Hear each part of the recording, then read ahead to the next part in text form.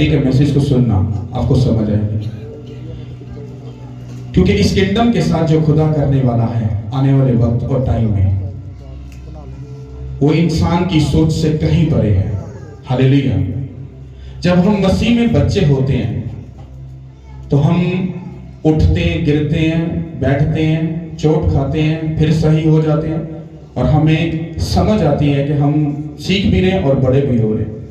इसी तरह से जब एक बच्चा पैदा होता है तो वो जल्दी से चलना शुरू नहीं करता, वो जल्दी से सब काम शुरू नहीं करता। उसका माँ बाप उसको तरबियत देता है, उसको उंगली पकड़कर चलना सिखाता है, उसको बोलना सिखाता है, उसको खाना खिलाता है, उसको पालता है, सब चीजें उसके साथ करता है। उसके बाद वो एक अपनी उस जिंदगी में जाता है जिसके लिए वो दुनिया में आया होता है। हालेलुया। कितनों को मेरी बात समझ आ रही है? इसी तरह से जब हम दुनिया में आते हैं तो फिजिकल तौर पर हमारा माँ बाप हमें संभालता है, लेकिन जब हम स्पिरिचुअली हम पैदा होते हैं तो हमें खुदा संभालता है, वो हमें पालता है, वो हमारी परवरिश करता है, हमारे उठने पे, बैठने पे, खाने पे, पीने पे, सब चीजों में वो हमें सिखाता है, समझाता है कि हमें कैसे चलना है, कैसे रहना है और क्या करना है। हालेलुया। कितनों की बात समझ आ रही है? फ्राइडे को जो हमने मैसेज सुना था उसमें मैंने आपको यूसुफ के बारे में बताया था। यूसुफ को कितने लोग जानते हैं? बनी इस्राइल के जो 12 कबीले उनमें से वो एक पिलर है। तो यूसुफ जो था, जब उसके ऊपर खुदा का विजन, खुदा का प्लान जाहिर हुआ था तो उसकी जो उम्र थी, एज थी, वो बहुत कम थी। कितनों को ये बात मालूम है? अब एक 8 साल का या 10 साल का बच्चा, उस पर खुदा अगर बात जाहिर करे, हाँ, तो वही बच्चा अगर जाकर प्रीच करे या लोगों को सिखाना शुरू करे, लोग ओ तेनू की हो गया है? असी सारी उम्र बाइबल पढ़ पढ़ आपा भाई जी ओंदी पीएचडी कर लेती, तू कल का बच्चा हो के सानू आके सिखाना पे। इंसान की अकल में और खुदा की हिकमत में जमीन और आसमान का फर्क है। खुदा बेवकूफ को पकड़ता है, उसको खड़ा करता है और अकलमंद की अकल को बताता है, मैं हूं, तू कुछ नहीं है। इसलिए ताकि अकलमंद ये बात समझ सके कि खुदा आज भी है और वो अब तक रहेगा। मैं आज हूं और कल मर जाऊंगा।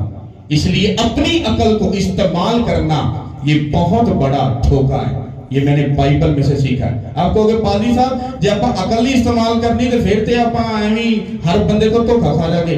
परेशान मत हो।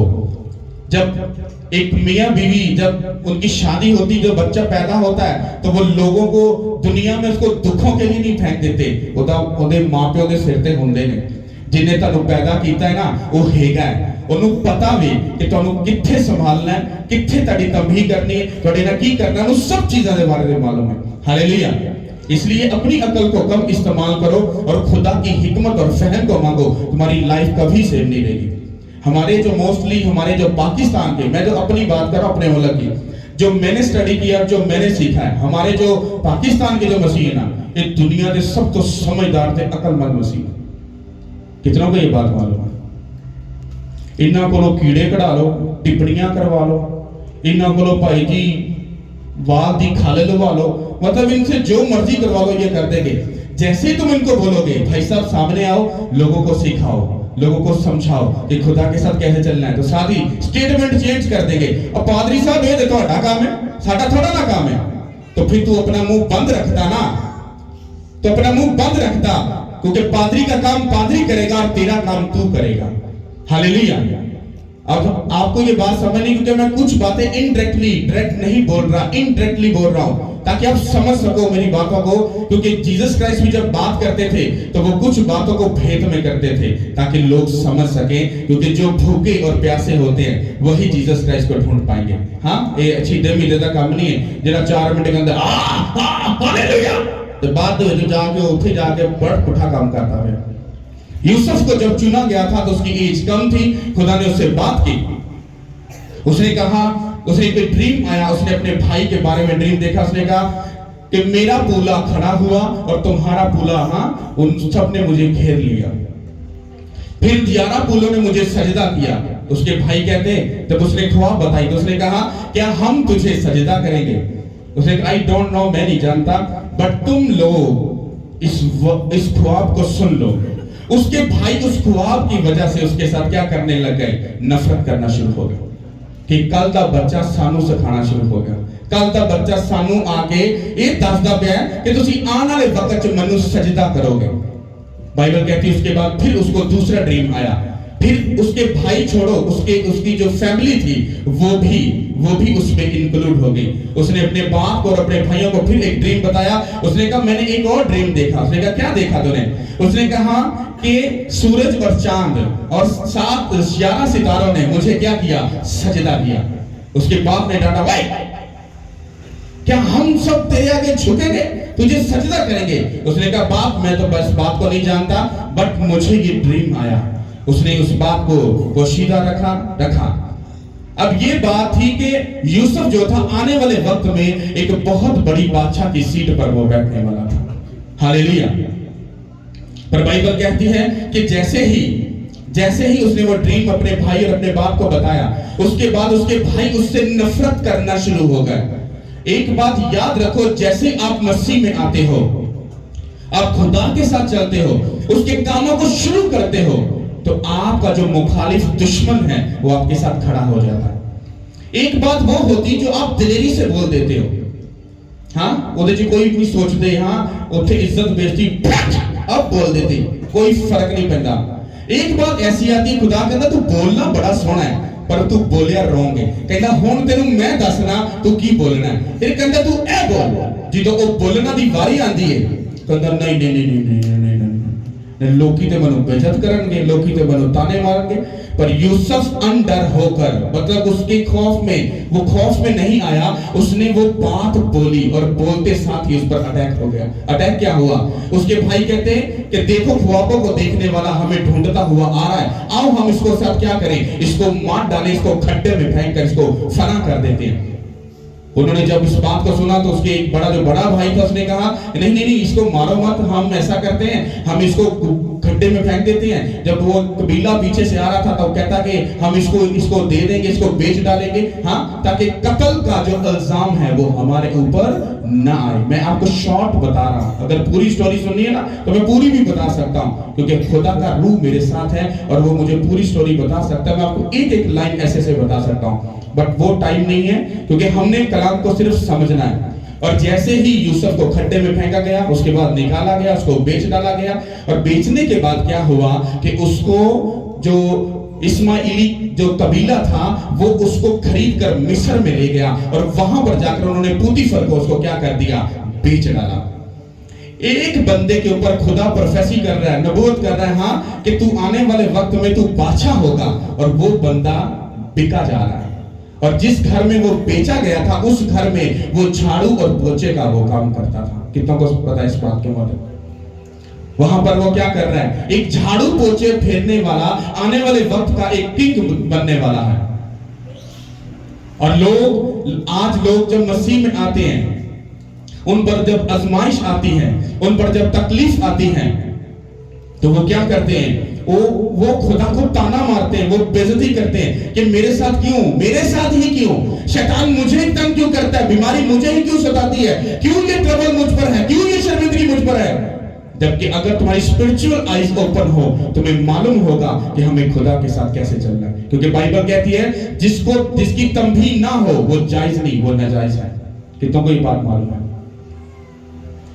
अपनी आंखों को बंद करो। हालेलुया।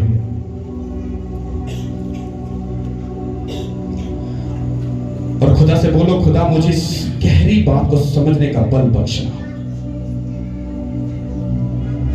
हालेलुया। सब बोलो आमीन। और यूसुफ जब बेचा गया, बाइबल कहती है कि जब वो चला गया वहां वो टाकी पोछे का काम शुरू हो गया, फिर वो बड़ा हुआ और खूबसूरत हो गया। फिर जिस घर में था उसी घर का जो मालिक था उसकी बीवी ने उस पर बुरी नजर रखी। उसने कहा तू मेरे साथ गलत रिलेशन रख। उसने कहा शट अप, गेट आउट। उसने कहा कि अगर मैं तेरे साथ गलत रिलेशन रखूंगा तो मैं खुदा और अपने मालिक का भी क्या हो जाऊंगा? गुनाहगार हो जाऊंगा। उसने कहा तू मेरी नजर से दूर हो जा। उसने कहा अगर तूने ऐसा ना किया, उस औरत ने कहा, उसने कहा मैं तुझे बेइज्जत करूंगी, शर्मिंदा करूंगी और तुझे रुस्वा कर दूंगी। उसने कहा कोई फर्क नहीं पड़ता, तू जो मर्जी कर ले। और बाइबल कहती है उस औरत ने उस पर इल्जाम लगाया। इल्जाम लगाने के बाद बादशाह को उस पर गुस्सा आया, उसने उसको पकड़कर जेल में डाल दिया। जब जेल में डाल दिया तो जो यूसुफ था वो नहीं डरा, नहीं घबराया, वो अपनी सजा काटता रहा और वहां पर रहा।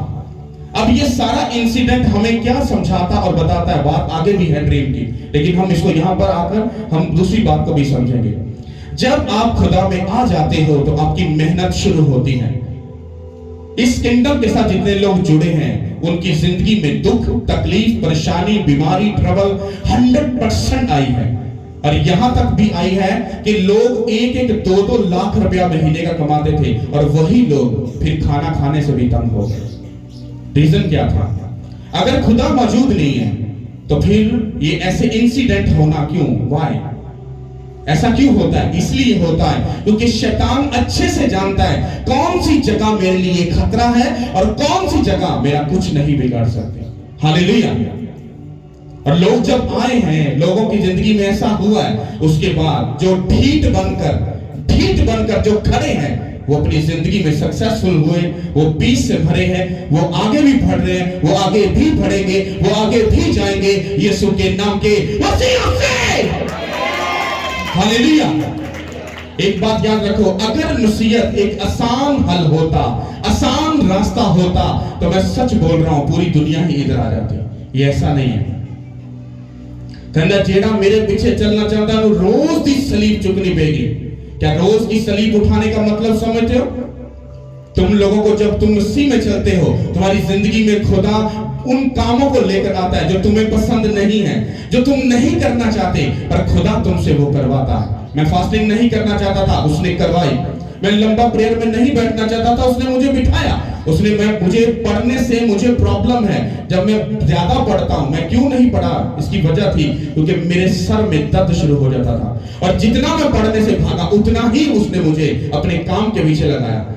मेरी जो रीडिंग है बाइबल की 3 घंटे 4 घंटे कभी कभी इससे भी ज्यादा जाती है और मुझे कुछ प्रॉब्लम नहीं है। मैं पढ़ रहा हूं, समझ रहा हूं, सीख रहा हूं, क्योंकि जिन जिन चीजों से आपसे जो आप कहते हो मैं ये नहीं कर सकता, वो आपको 100% वो आपको करना पड़ेगा। आप कहते हो प्रेयर नहीं कर सकता, आप कहते हैं मेरा बीपी लो हो जाता है, मेरी शुगर घट हो जाती है, हाँ मेरे को टाइम नहीं है, कोई प्रॉब्लम नहीं है काका, लेट भी तू ही है, बरकतों भी तो ही पीछे है, क्योंकि आपको वो करना पड़ेगा जो खुदा चाहता है। और ऐसा पॉसिबल नहीं कि आप वो काम करो ना और जीत जाओ, क्योंकि मैं जिस रास्ते से गुजर के आया हूं मैंने सीखा है, मैंने समझा है, मुझे मालूम हुआ है। वो बाइबल में लिखा है कि जो मसीह के साथ चलेंगे उस पर आजमाइश आएगी, पर आजमाइश ऐसी भारी आएगी इसका अंदाजा नहीं था भाई साहब। कुछ आजमाइशें जब आई ना तो बड़ा अच्छा लग रहा, हाँ मैं भाई जी टप गया, आगे मैं लंघ गया, मैं बल्ले बल्ले फटे चक देते, नहीं तो पहाड़ डिग्या ना होते ते उठो भाई चीका निकलियां गोठे च जाके रोए, हाँ कि खुदा एक दफा बचा ला, वाकई तेरा हाथ बड़ा ही भारा है, ये भारा हाथ ना रखी, सौखा हाथ रखी, असि अगे चले जाएंगे। क्योंकि वो चीजें जब हम पर आती हैं, वो पहाड़ गिरते हैं, फिर शैतान आप पर पहाड़ गिराए, बीमारी, मौत, कुछ भी आए, वो आपका कुछ नहीं बिगाड़ सकते। जब आपने खुदा के साथ संगति करके उससे मोहब्बत बढ़ाकर मसा ले लिया, शैतान आएगा यीशु के नाम के वसीले से। जिदों तुसी खुदा दा एक्सपीरियंस कर लेता तो शैतान की क्या हैसियत है, वो खड़ा नहीं हो सकता। और जे तुसी शैतान ने एक्सपीरियंस नहीं कीता तो खुदा का हाथ तो बहुत भारी है। हालेलुया।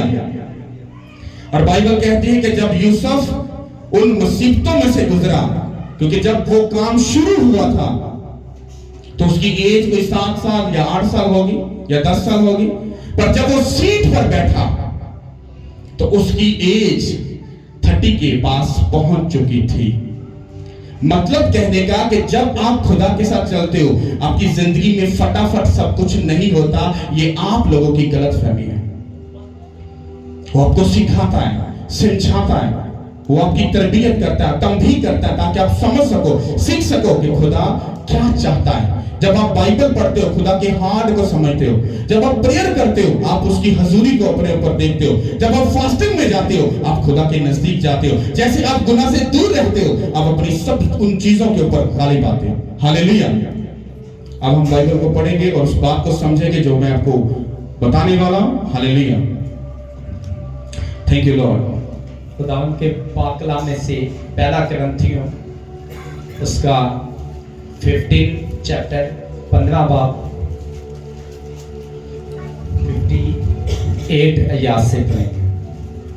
पहला कुरिन्थियों नए यादनामे में है 15 बाब उसकी 58 आयत से।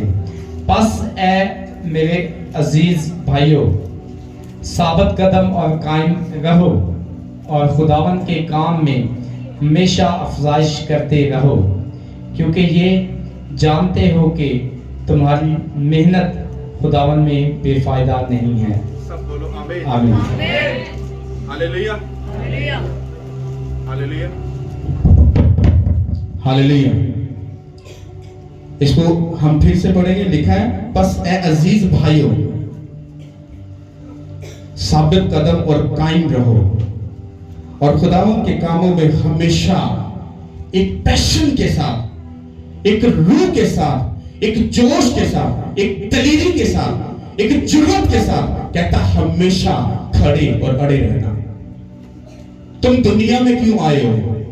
तुम्हें लगता है घर बनाने के लिए, प्रॉपर्टी बनाने के लिए, बैंक बैलेंस बनाने के लिए, बच्चों को ब्रांड देने के लिए, हाँ, अपना बड़ा नाम पैदा करने? नो। बाइबल को पढ़ो जाकर गहराई के साथ। जिस बात का खुदा ने हुक्म दिया है उसी बात के ऊपर शैतान ज्यादा काम कर रहा है। जब तुम कहोगे ना हमें रूहें बचानी है, तो तुम ही दिल से कहोगे सारे पादरी हैं जी कर दे, रूहें बचानी है, बचाइया की नहीं करें। प्रॉब्लम क्या है? जैसे ही रूहें बचाने का काम आता है शैतान हाई अलर्ट हो जाता है। शैतान को सबसे ज्यादा नफरत किस चीज से है? कि अगर कोई जान किसी वजह से बच जाए, नफरत है शैतान को। वरना पढ़ कर देख लो, स्टडी करके देख लो, जाकर जो बड़े बड़े मैन ऑफ गॉड है चेक करके देख लो। जैसे ही आप रूहें बचाने का काम शुरू करते हो आपकी जिंदगी में दुख, ट्रबल, शर्मिंदगी शुरू हो जाती है। यहां पर ये वर्ड हमें सिखाता है, ये मेरे स्पिरिचुअल फादर के लिए ये वर्ड था, क्योंकि जब उन पर अटैक होते थे, शैतान उन पर अटैक करता था, बीमारी, शर्मिंदगी, सब चीजें उन पर अटैक करती थी, पर वो हील नहीं हो पा रहे थे, पर उनके हाथों से शिफा हो रही थी। तो वो कहते थे खुदा तू क्या कर रहा है, तू मुझे क्यों नहीं बचाता? उसने कहा जा और जाकर मेरे कलाम को पढ़। उसने कहा खुदा में की गई मेहनत कभी भी वेस्ट नहीं जाती। उसने कहा खड़ा रहे और अड़ा रहे। आज लोग मुझे बहुत से कहते हैं पादरी साहब तुम 11-12 साल हो गए इत्थे तक ही अड़े हो। मैं कहा मैं इत्थे ही सही हां, अगे नहीं जाना। क्यों? इन्हें कहा वीरे मैं स्टोरियां भी सुनिया ने ते सिस्टम भी वेखे ने। पैसा शैतान कोल भी बड़ा है। अगर मैं पैसा इकट्ठा करना होवे ते मेरे को 5 मिनट दी खेड़ है, जिन्ना प्रैक्टिकल मैं इहदे विच आ चुकिया हूं। लेकिन वो पैसा अगे जाके मेरे ते मेरे बच्चों वास्ते जहर है। हालेलुया। मुझे खाने को चाहिए, 2 रोटियां मिल जाती हैं, डोंट वेरी। कपड़ा पहनना है, आप में से कोई किसी बंदे को खुदा कमांड करता है चले जाकर उसको कपड़ों की जरूरत है, दे दिया। तो मैंने कहा जब सब कुछ खुदा मुझे ऐसे दे रहा है तो फिर बेईमानी करने की क्या जरूरत है? जब आ जाएगा तो सब कुछ मेरे पास ही है। हालेलुया। क्योंकि जिन चीजों को मैं पीछे सीख कर आया हूं वो खुदा ने वो मेहनत मुझसे करवाई है जो खुदा आगे मुझसे चाहता था। अगर आज मैं पैसे के पीछे भागता शायद मेरी भी मिनिस्ट्री बहुत ऊपर लेवल पर होती। अगर मैंने लोगों को इकट्ठा करना होता तो मेरे को भी बड़े ढंग ने लोग इकट्ठे करन दे, पर वो मेरियां भेडां नहीं सी, वो बकरियां होणियां सी। किहड़ियां? बकरियां। भेड़ होंदी है ते बकरी बकरी। बकरी शरीर है, शैतान है, ते भेड़ खुदावंद यीशु मसीह दे पीछे चलदी है। हालेलुया। मतलब भेडां चाहिए ने, बकरियां नहीं चाहिए। ये जो वर्ड है इसका मतलब क्या है कि जब हम खुदा में आते हैं, यूसुफ खड़ा रहा, अड़ा रहा और बादशाह की सीट पर बैठा। जब आप लोग भी खड़े और अड़े रहोगे, साबित कदम रहोगे, वफादार रहोगे, उसके साथ रूह और सच्चाई से हमेशा उसके साथ जुड़े रहोगे, तो बाइबल कहती है तेरी की हुई मेहनत कभी भी वेस्ट नहीं जाएगी। इस बात को हम खत्म नहीं करेंगे कि महानी होने से मेहनत करांगे, नहीं, ऐसा नहीं है। जब आप खुदा में आ जाते हो तो आपका काम शुरू होता है। फिर आपका पड़ोसी ही आपकी टांग को खींचता है। आपका रिश्तेदारी आपको टिप्पणी करता है, आपका मोहल्लेदारी आपको बेइज्जत करता है, फिर आपके रिश्तेदारी आपको क्या करते हैं, लान तान करते हैं। किस लिए? ताकि ये अपनी जर्नी से, अपनी उस राह से भटक जाए। हालेलुया। कितना कोई बात समझ आ रही है? मैं एक एग्जाम्पल के तौर पर एक सिस्टर की बात करूंगा। आपकी सिस्टर साहब, यहां आप लोग जब मसीह में आए हो तो आपका काम अभी स्टार्ट हुआ है। आपके हस्बैंड साउंड पर बैठे इसको ऑपरेट कर रहे हैं। आप लोग जानते हो कि मुझे खुद ऑपरेट करना पड़ता था। हाँ, मैं कहा खुदा सारे कुछ मैं ही करना है, तो फिर सारे कादल ही रखे ने, ये लुकन मिट्टी खेडना से रखे ने। मैंने कहा डोंट वेरी, वेट कर, मैं तुझे अच्छे लोग दूंगा। अब होगा क्या, मान लो ये यूसुफ है, ये सिस्टर और ये यूसुफ के तौर पर ही काम कर रहे हैं। अब अगर ये खड़े और अड़े हैं, अब इनको गिराने के लिए, इनको डाउन करने के लिए, इनकी टांग खींचने के लिए 50 लोग इनकी मुखालफत कर सकते हैं। पर अगर ये स्पिरिचुअल अक्लमंद हैं और सियाने हैं तो ये किसी बात पर गौर नहीं करेंगे, बोलेंगे आई डोंट केयर। भाई साहब, बहन जी, गॉड ब्लेस यू, खुदा आपके साथ हो। भाई साहब, खुदा आपके साथ हो। क्यों? ये कहेंगे हमें अपने खुदा से सिर्फ लेना देना है, अपने खुदा के काम को करना है, हमें किसी चीज से कुछ लेना देना नहीं। पहली सीढ़ी क्रॉस हो गई। आगे जाकर फिर कुछ और इंसिडेंट होते हैं, कुछ और होते हैं। मान लो कि ये बात मैं खुद बोल रहा हूं कि आपका मेरे साथ बहुत प्यार हो जाता है। हाँ, ਹੁਣ कुछ बंदा वेचदा कहंदा जी भाजी ते बहुत ही कोल जाते जा रहे हैं।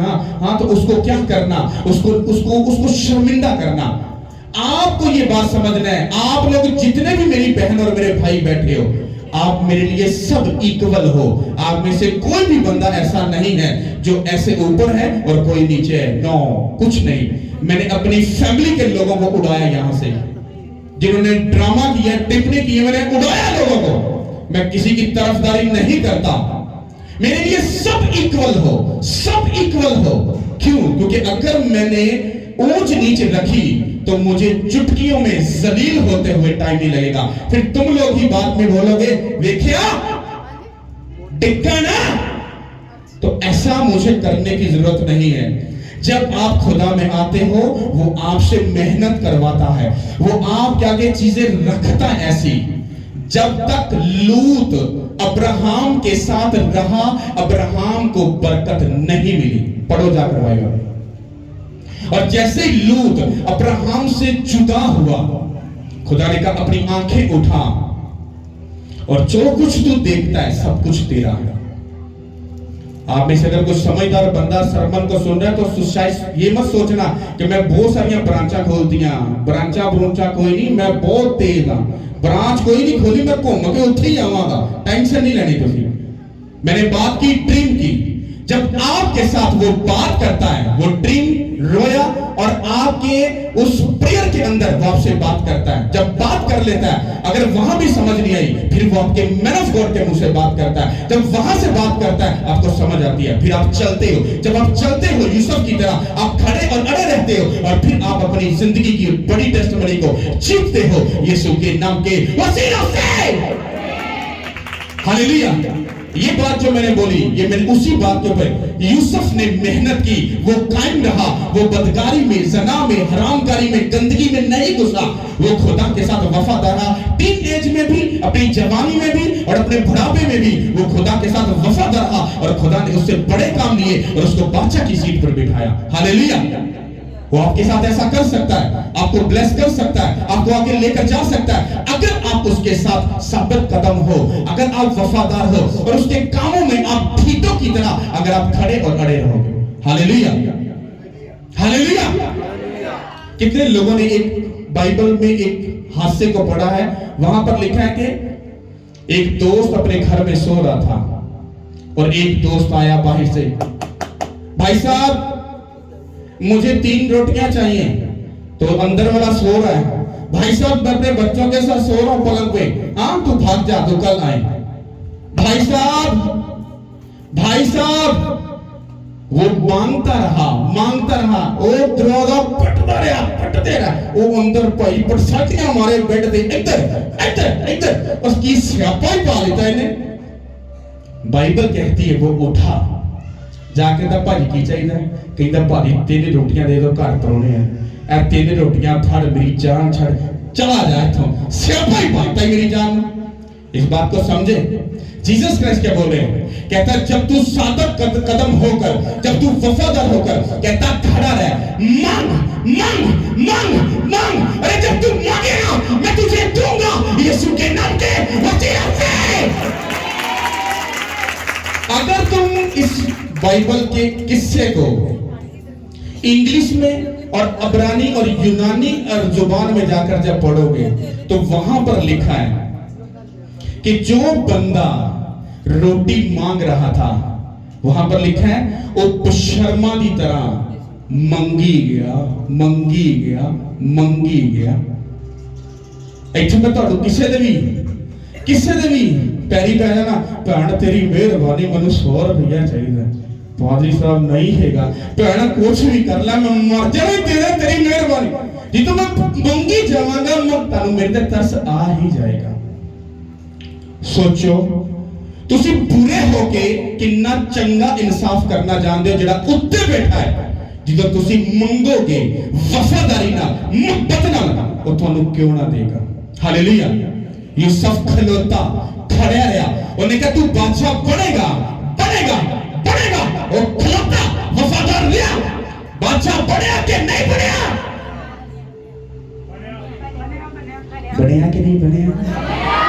बनया कि नहीं बनया? हालेलुया। कितना को समझ आ रही है? सारी मैसेज ਨੂੰ ਇਕੱਠਾ ਕਰਕੇ ਤੁਹਾਨੂੰ ਦੱਸਾਂ मेरा कहने का मतलब की सी।